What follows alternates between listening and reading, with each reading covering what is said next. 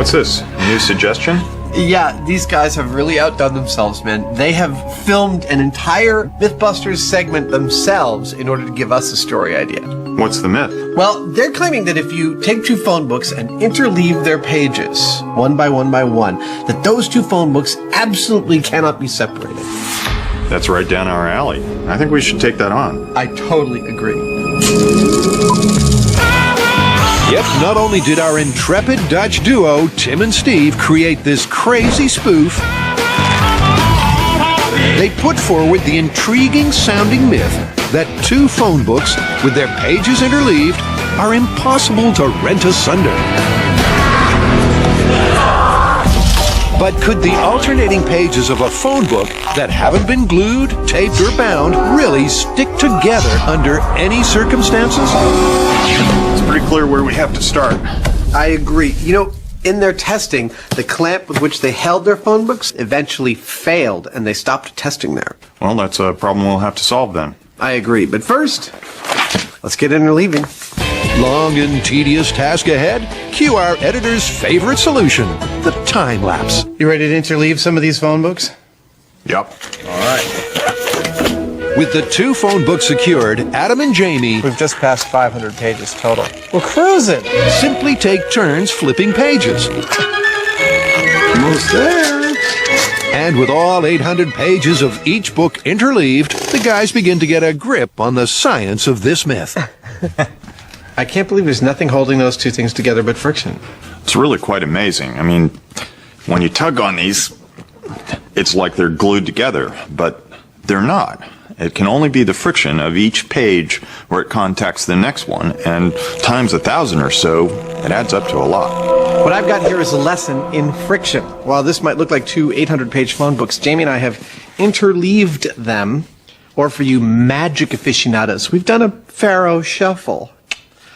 And apparently, almost nothing will rent these two things asunder. And we're going to see if that's true. In an attempt to handle the truth, Adam and Jamie are focusing on friction. Friction can be defined as the force resisting the relative motion of two surfaces. For example, the pages of a phone book.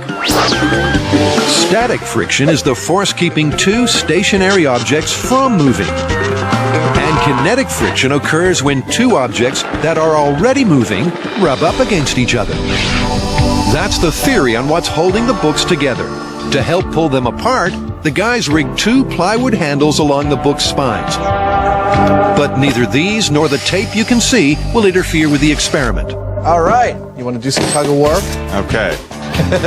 Well, no, Jamie and I are about to have a tug of war. And we are going to try and pull the phone book apart, but of course, I think we're also going to try and pull each other across the shop.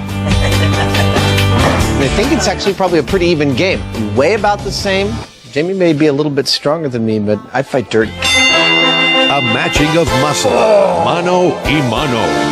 I'm going to run out of room here real quick, so... Maybe you won't run out of room so quick. Of course, aside from pride and sensitive egos, what's really on the line is the myth. Will the phone book pages stand up to our macho men? You ready? There we go. First to cross the line loses.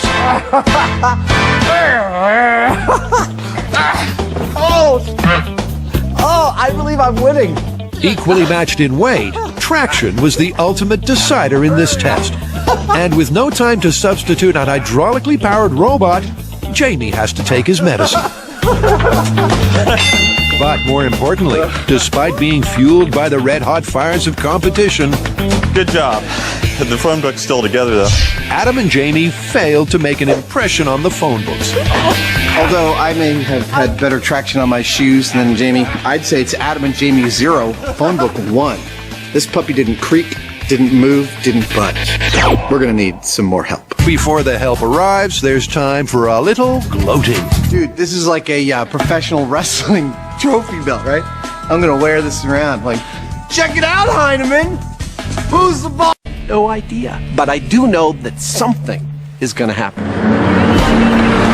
So it's the 14-ton, 300-horsepower M113A1 fire support vehicle. and the M551 Sheridan, also known as the Death Stalker, which packs a healthy 350 horsepower and weighs in at 15 tons, versus 2 phone books. I was trying to make a phone call. That's all I wanted to do. The question is, can the pages take the pressure? If this doesn't separate the phone books, I'd call them effectively unseparatable. I think so. All right, let's see what happens. I love the smell of diesel in the morning. Okay, go ahead and pull slack. With the lightest of touches on the throttle, the tanks ease delicately apart. The careful positioning not reflected by the force gauge needle. That's 1,000 pounds of force so far. With the slack taken up, Jamie signals the start. 30 tons of mighty military machines slowly begin to move in opposite directions, and the force gauge climbs quickly. But the courageous phone books, you couldn't call them yellow, hang on for all they're worth. There it went. Separated, it worked. But the Yankin tanks finally win the tug of war. Darn. You wanted to see some metal breaking? Yeah, well, I wanted to see these things spin, burn rubber. Nope, unlike the rental cars, these puppies had traction and power to spare. And talking of power, Let me see how many pounds it took. 8,000 pounds of force is what it took.